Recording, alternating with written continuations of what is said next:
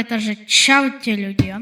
V tomto videu vám ukážem, ako by sme mohli postavať ten vláčik. Vláčik mašinku doma.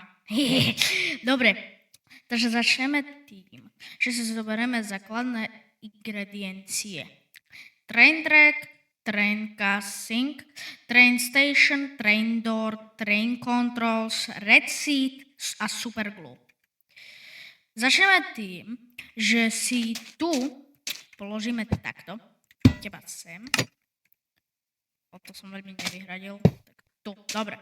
Uistíte sa, že neurobíte tú istú pičovinu. OK, ideme takto. Tu klikneme pravým klikom na myške. Bum! Zrodil sa obor. Dobre, máme teba. Takto tu zoberieme ten blok, taký divný. A zrobíme si vlastne základy.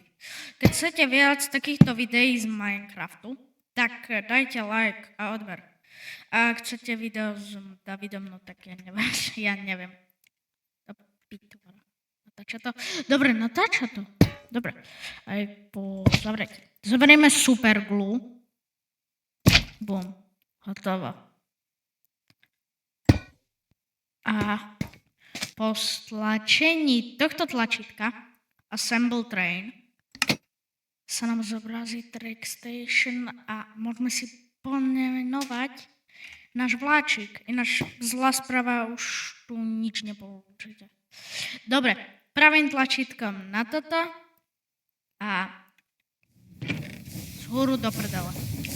OK, čiže takto sa hýbete a môžete ísť aj dozadu. OK, ak sa vám video